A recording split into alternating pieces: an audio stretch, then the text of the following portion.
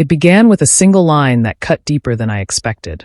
At dinner, my wife, Aisha, sat opposite me and spoke in a cold, steady voice. "If you don't trust me working late every night with my boss, maybe we shouldn't be together." I first dismissed it as anger.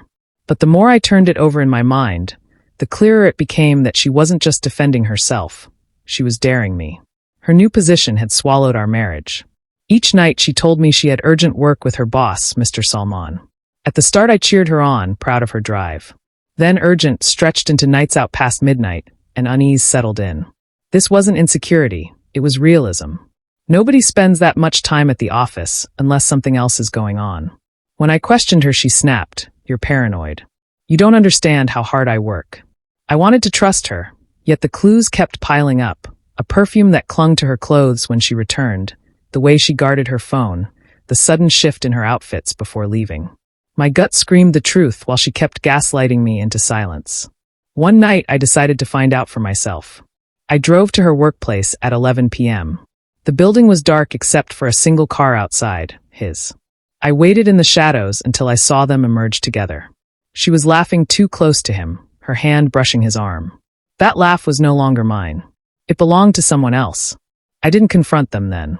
Instead, I began to collect proof. Hotel receipts, photographs, call logs, messages pulled from a cloud backup she assumed I couldn't access. Every falsehood left tracks, and I gathered them like ammunition. At home I kept up appearances. I kissed her forehead, asked about her day, pretended to accept her explanations. She assumed I was beaten, but I was preparing. My silence was not surrender, it was planning. Weeks later I had enough evidence to dismantle her fabricated story. I didn't want merely a divorce. I wanted her to feel the betrayal the way I had. That's when I set my plan in motion.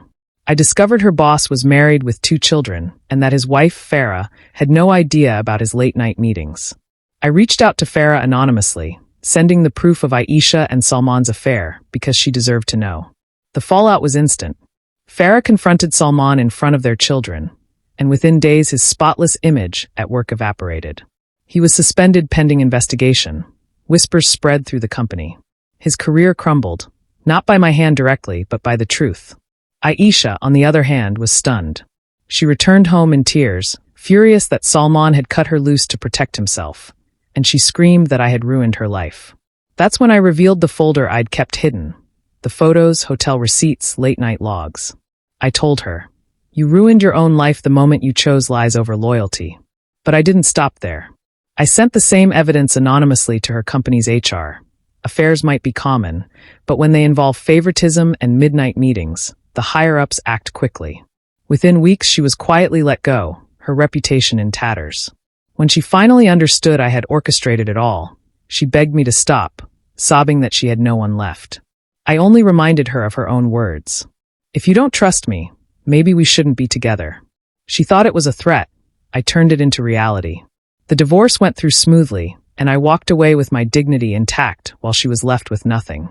No career, no affair, no marriage. My revenge wasn't loud or violent. It was precise, calculated, and poetic. Now, months later, I sleep peacefully. Aisha once told me trust was a foundation of marriage. She gambled with mine and lost everything. The sweetest part of my revenge wasn't her downfall.